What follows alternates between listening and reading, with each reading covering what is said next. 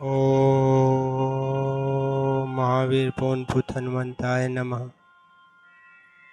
ओम साधारण मनुष्य अपने दोषों और भूलों को पड़ोसियों पर लादना चाहता है। यह न जमा तो उन सबको ईश्वर के मत्थे मढ़ना चाहता है। यदि इसमें भी सफल न हुआ तो फिर भाग नाम का एक भूल की कल्पना करता है और उसी को उन सब के लिए उत्तरदायी बनाकर निश्चिंत हो जाता है। यह प्रश्न है कि भाग नाम की वस्तु क्या है और कहाँ रहती है। हम जो भी बोते हैं बस वही पाते हैं। हम स्वयं अपने भाग्य के विधाता हैं। हमारा भाग्य खोटा है तो कोई दूसरा दोषी नहीं है, और यदि हमारा भाग्य भी अच्छा है तो कोई दूसरा प्रशंसा का पात्र भी नहीं है। जिस प्रकार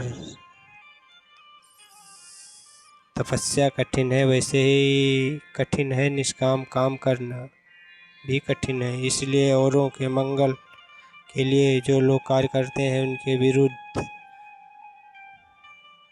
तुझे कुछ कहने का अधिकार नहीं। यदि तुझे तपस्या अच्छी लगे तो किए जा, परंतु यदि किसी को काम कर्म अच्छा लगे तो उसे रोकने का तुझे क्या अधिकार है। तू क्या यही अनुमान किए बैठा है कि कर्म तपस्या ही नहीं है।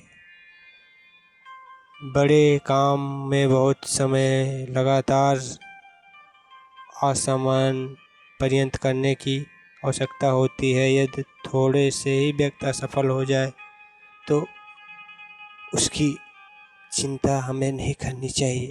संसार का यह नियम है कि अनेक नीचे गिरने वाले हैं। नीचे गिरने वाले कितने ही दुखी आते हैं और कितने ही भयंकर कठिनाइयों का सामना उपस्थित होती है।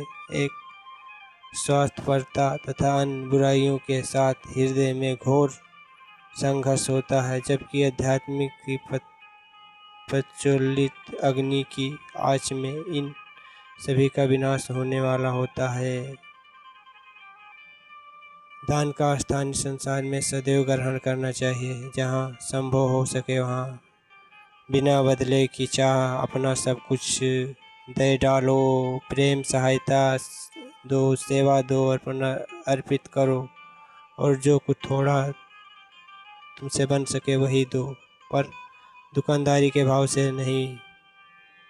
उससे बचो, दुकानदारी से बचो। ना कोई शर्त रखो, ना कोई तुम पर शर्त डालेगा, ना तुम पर कोई बंधन आएगा। जिस प्रकार भगवान हमें स्वेच्छा से देते हैं उसी प्रकार हम भी स्वेच्छा से दें। ओम हनुमंताय नमः। दोस्तों, अगर पसंद आया हो तो लाइक और सब्सक्राइब करिएगा। बहुत बहुत धन्यवाद।